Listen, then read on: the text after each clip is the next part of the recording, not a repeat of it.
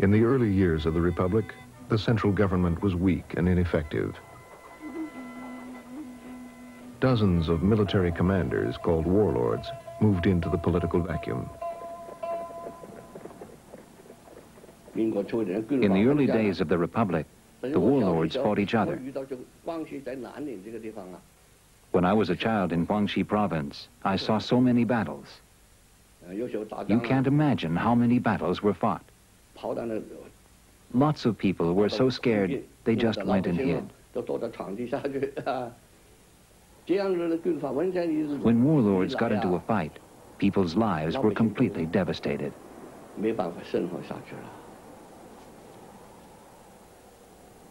The warlords were a diverse group.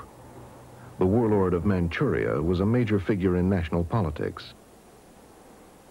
The opium warlord made a fortune growing poppies.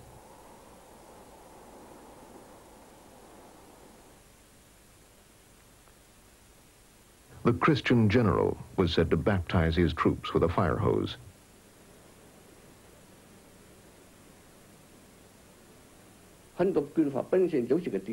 Many warlords were landlords. They were often supported by a certain foreign power. In the early years of the Republic, China was torn apart by foreign powers. For instance, Guangxi and Guangdong provinces were under the influence of England and Yunnan of France. Since the 19th century, England, France, Germany, the United States, and Japan had traded with China. They based their interests in the major ports around the country.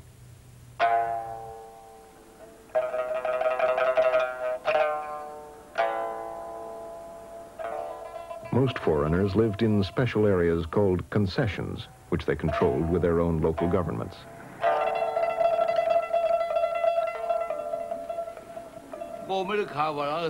We didn't have the term imperialism. The term came later. We called them foreign devils. They were devils to us. Why did we hate foreigners? We hated any foreigner, any foreign country that wanted to divide up China. It was called divide up then, not invade. They wanted to divide up China just like cutting a melon into pieces. People used to say, now you want to divide up our country, you foreign devils. You're bastards. In May 1919, for the first time, Chinese took to the streets to protest this dividing up of their country. They saw that the problems of imperialism and warlords had pushed China to the verge of collapse.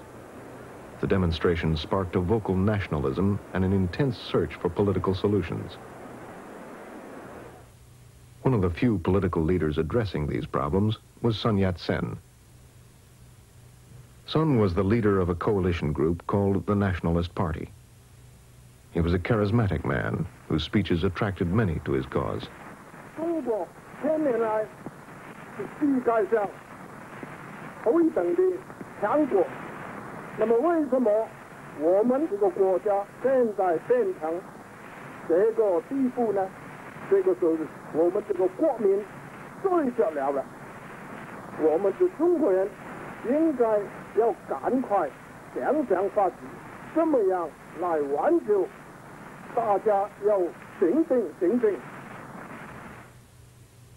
Sun knew that the first thing he needed was an army to defeat the warlords and unite the country.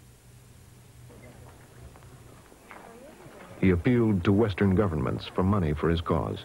At the time, none of the imperialist countries wanted to help us. Only the Soviet Union wanted to help us. The Soviet Union had no friends in Asia, so they had to work with us.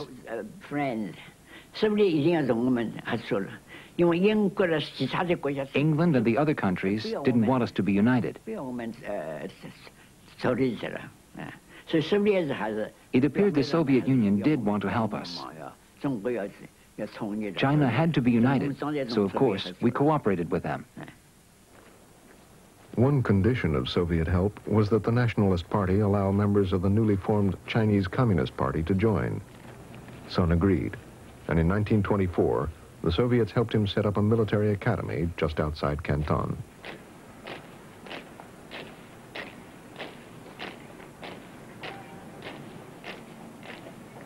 The Whampoa Academy quickly became a magnet for patriotic youth from all over China. Some were nationalists, some were communists, some were not affiliated with any party. They trained for a military campaign that would one day unite the country, the Northern Expedition. Sun appointed his protege, Chiang Kai-shek, commander of the academy. Chiang was a professional soldier. Like many of his generation, he had attended military school in Japan. He had worked with Sun for over a decade. Chiang's son remembers what his father and Sun Yat-sen talked about.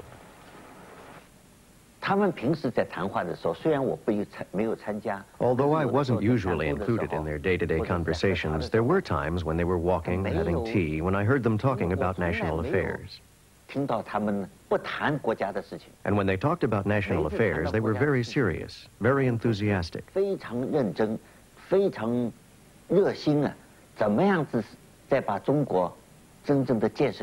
They wanted to build up China. Because in the East, we had lived under autocracy for too long. Chiang was the commander of all the cadets and of the academy's staff. Many of China's future leaders were under his command. One of them was a young Communist Party member, Zhou Enlai. Zhou was the director of the political education department. Under his direction, the cadets watched and performed plays with simple political messages. Without revolution, there was no hope for this country, so political education was given on the front.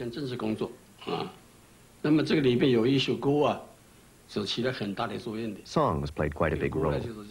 The song goes like this.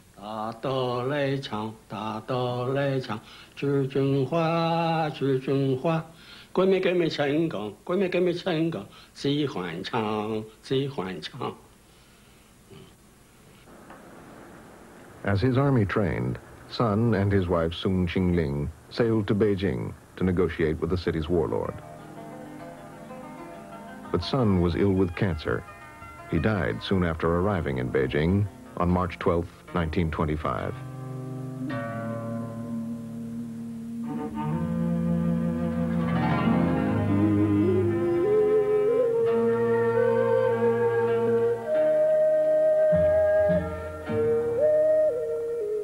In death, Sun was revered as the father of the Chinese Republic.